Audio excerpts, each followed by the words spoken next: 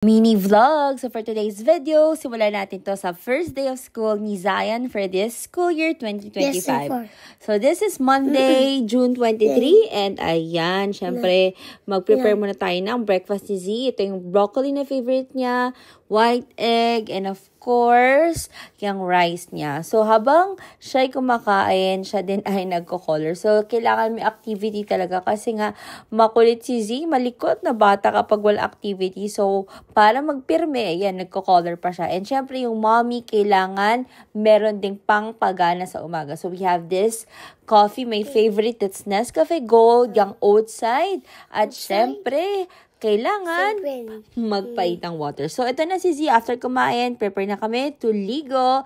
I'm using Cetaphil Baby N pa rin ginagamit na kasi hiyang si Z. Tapos yung, yun nga, ginagamit namin for the bathtub, yung mismong bath soak. And this one naman, after maligo, fresh na fresh, bagong gupitin kasi, o diba, napaka-pogi naman. O paganglom na still daw siya, kaya kinuha niya mismo yung glasses na yan. Talaga nagpapakit pa talaga. So, syempre, time to get the uniform of Z. So, again, type A nila to. Ito talaga yung sa Balay-Aralan na type A na kanilang uniform. So, ayan, time to prepare na at bibisa natin si Z. So, ayan, nagpapapogi pa siya at nanguha pa siya ng mga laruan talaga niya sa kanyang room. So, ito naman, I'm also preparing the vitamins. So, before umalis, kailangan, well, talagang fed si Z and lahat ng vitamins sa painom. At si mommy din nag-prepare ng another lunch for Z. So, ito naman, ganyan, ready na nga. Pati yung ID niya, yung kanyang shoes, white shoes siya for today, of course. And kanyang for toothbrush, yan talaga highly recommended kayang Aqua Fresh mismo. And I also prepared yung mga ni-require ng kailangang teachers para sa Z, para sa school ni Z. So, ayan, ready nang talaga si Z sa kanyang school year 2025 Big Learners Class na siya. Ayan, so drawing book, and even yung mga coloring, and also the yellow folder. Plus this orange binder. So, ready na ang ating Pogi Z for his school. Yan naman, ang laki na talaga na aming Zion Cove. So, eto na, nakaride na kami sa aming sakyan. And of course, si Daddy Jeweler ang magdadrive at excited na pumasok si Zion. So, medyo mga ilang minutes din ang binatravel namin from Nuvali going to Zion Cove's Play School. And syempre, this time talagang focus si Zina nakatingin sa daan. At andito na kami! Yay! Finally! Again, sabi niya, Mommy, I'm so excited. Gusto ko na po talaga mag-school. Miss na doon yung mga teachers and classmates niya. So, again, kiss muna si Z before bumaba. And pati rin kay Daddy. So, nag-kiss din si Zion. So, again, syempre, hati din natin ang ating poging Z. Ready for school. Syempre, talaga namang new haircut na rin siya. At yan, nag-posing muna.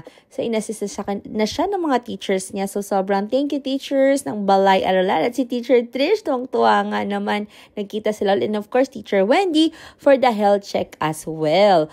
Diba si Teacher Trish, mismo teacher na yan since talagang 1-year-old and 5 months lang ate Zinon. Sobrang baby pa siya noon, like mga kakawan lang. Tapos nagsaling ket-ket lang siya dati.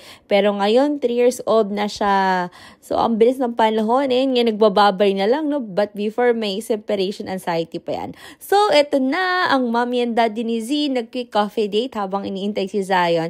So, we tried the slice and co. Dito lang yan sa may Bel Air 1 and masarap yung kanilang garlic bread and coffee as well. Maganda, syempre may wifi. So, ayan, yung mismong itsura ng cafe nila sa labas. And time to pick up Z!